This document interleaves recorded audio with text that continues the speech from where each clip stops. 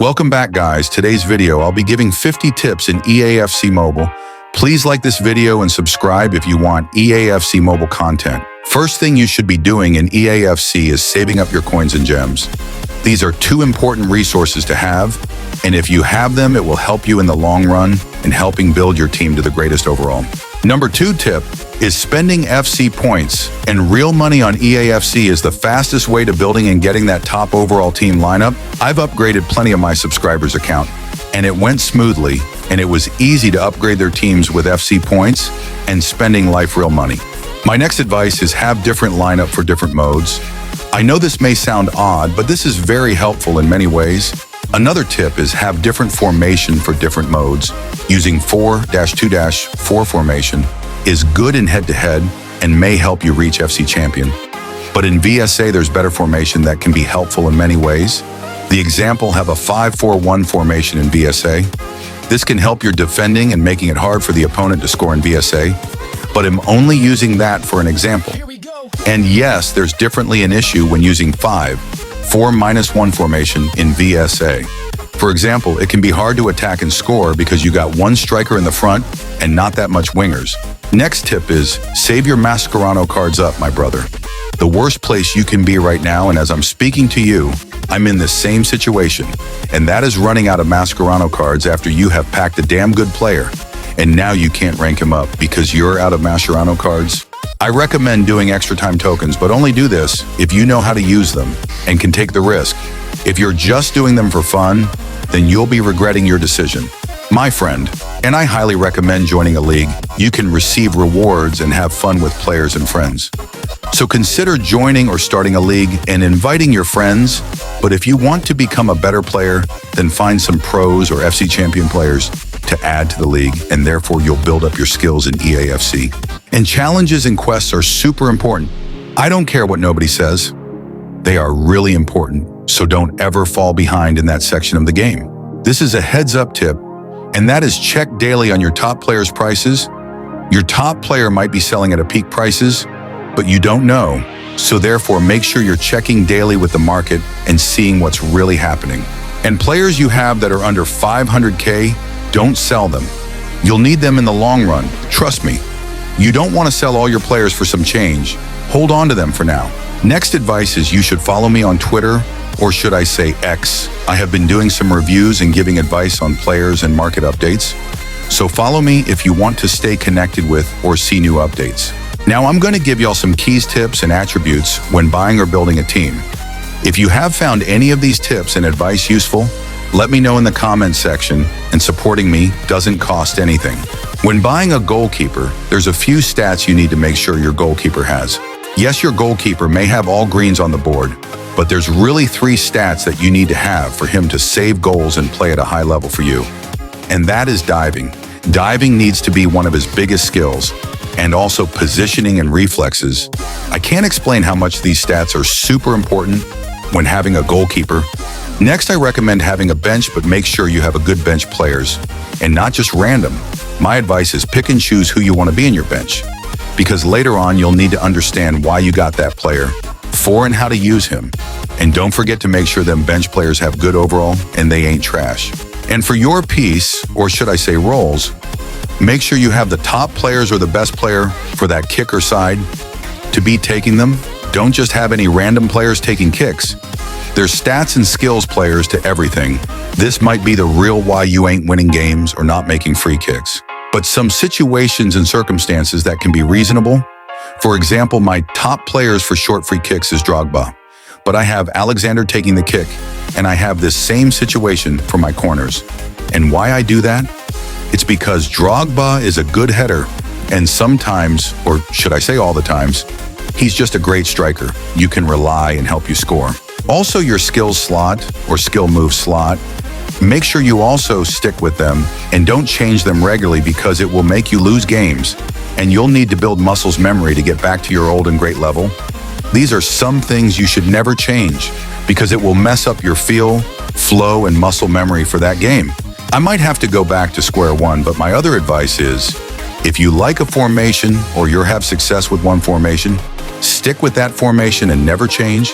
If it ain't broke, don't fix it simple. You'll have more success if you stick with one formation and master it to the max. When buying a left back, there's only two skills you need for that position, in pace and defending. But you can also have skills like shooting, dribbling, and passing. But the main two skills and stats you need is pace and defending, and I'll explain why later.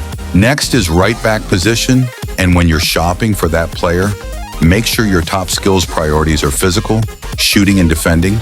And the reason why I say this is because you should have two versatile players and not the same type of the players. Having two versatile players who can do different things will help you in the long run and help you win games and make you unpredictable as an opponent. Now let's get started to the center back position. And for the center back, and also have the same rules, you should have two versatile center backs and not the same type of players. For example, have a tall center backs and not that can defend and block headers and cross spammers, and have another center back who's fast and can tackle any player and has good physical. This makes you tougher to beat as an opponent.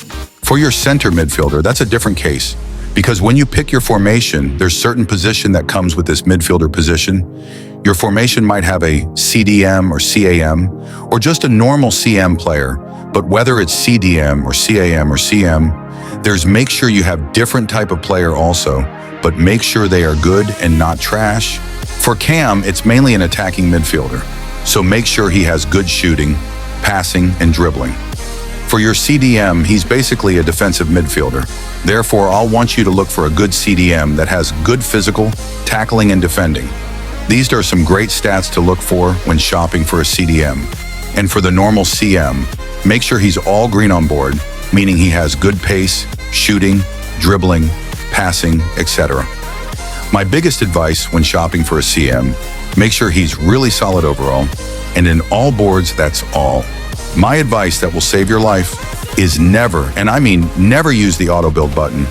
This is basically calling EAFC to ruin your day and line up for free. Now let's get started on some market tips and tricks that can help you. Now and in the long run when playing EAFC, you should never, and I mean never, buy a player that is rising in price. Always wait it out, because this player you wanting to buy might be going down in price and becoming cheaper in the next day or hour. So rule 1 is never buy a player that is rising in price. If the player you're checking out or been tracking is at its lowest price, I recommend to buy him. This is the best investment you can make and easily gain a profit. This player here will rise in price anytime from now, and I'll gain a profit. But also it can take a week or day to get that profit I needed. So players that have hit their rock bottom are always a good investment. Players with this type of stock market and value are really hard to predict, and they ain't good for investment, because even if you invest, you'll take our 5 to 10 million coins. But EA will take their transaction fees, but this is very risky. I only recommend buying these type of players if you're looking to use them and play with them. Players that are over 300 million coins or 400 million coins, they will fall in price after a new event surely. After every event, most top players will take a hit. I don't recommend investing or buying them. For the sake of gaining profit money, it's not worth it, and you'll be disappointed. Use them if you want to win games, but not coins. Investments is a game. Right now, EAFC untradeable players and card are its biggest problem. I wish I had a way to get rid of them or forfeit them for some coins. But EAFC said no, and we have to live with that. But untradeable are great winning games in VSA, but having 50 plus untradeable cards is really annoying. That's all I'm gonna say. Another market tip is I've seen a lot of player buying the same player in large quantities. And I don't recommend doing this with top player or players that cost a lot of coins.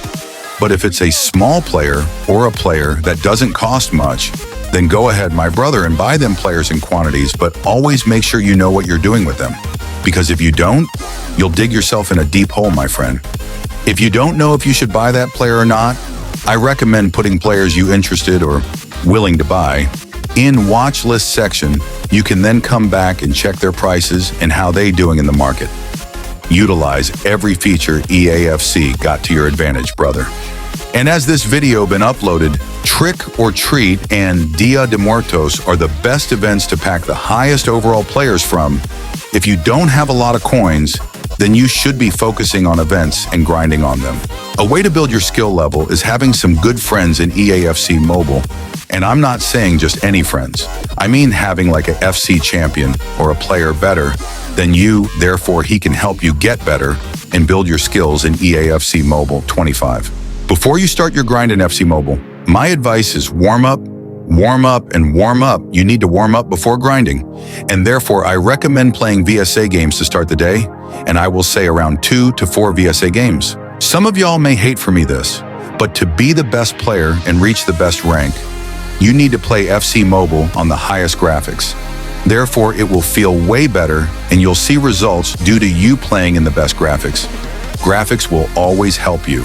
And if you're losing games or the game feels weird for you, then it's definitely your joystick settings, and I recommend you check which one is best for you. I'm not your parent to do so. Sorry, guys. And if you like to eat and play EAFC, or you're bored at times, try Manager Mode.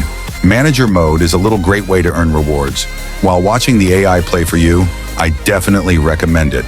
And before the little head-to-head season finishes, and everyone collects their rewards and EA takes away 100K or so points off the ranking system, my little advice for you before the deadline finishes, you must grind. These 5 days you can go from small rewards to big rewards, trust me. And always make sure you save your data and have an EA account. You don't want to make the same mistake I did, and eventually I lost my account to some hackers. And always look at your winning graphs. It can tell you a lot. Like if you're losing games a lot and on a downfall, then you should take a rest or breaks. But if you're winning, then you should go for the home run and keep playing. Next advice is never underestimate your opponent. No matter what, treat every opponent like they are FC champion and don't look down on them because they will end up beating you 5-0. And when it's time to show their lineup, look for some weak spots or bad players they got so you can attack and score from there.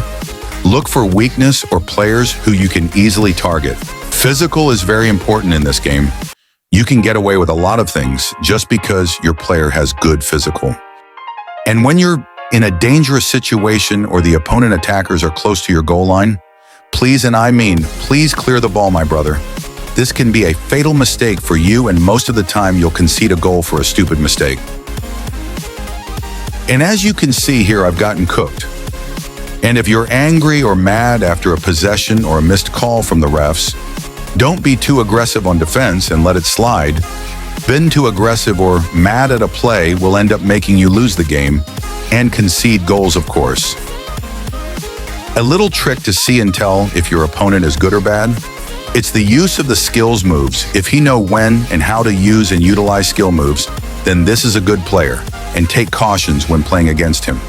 But if he keeps getting crazy with the dribble moves or skill moves and loses the ball uncontrollably, then that player is easy to beat and you shouldn't have a hard time.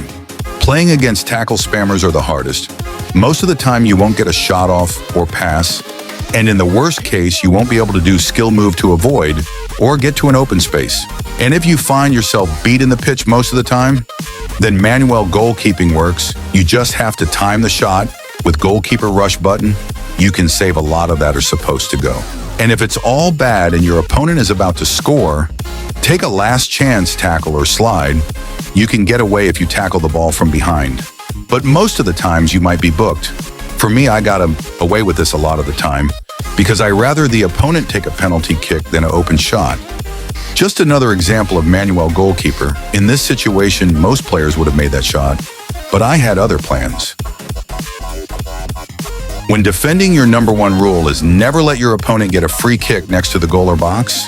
These shots are the easiest, and the chances of them making that free kick is in God's hands.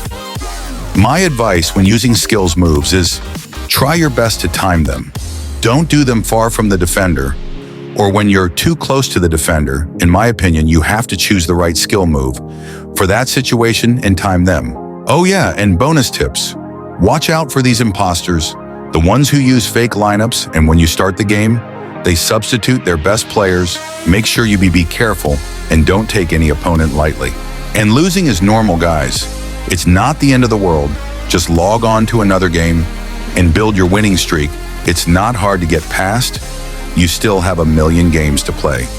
But that's the end of the 50 tips in EAFC Mobile.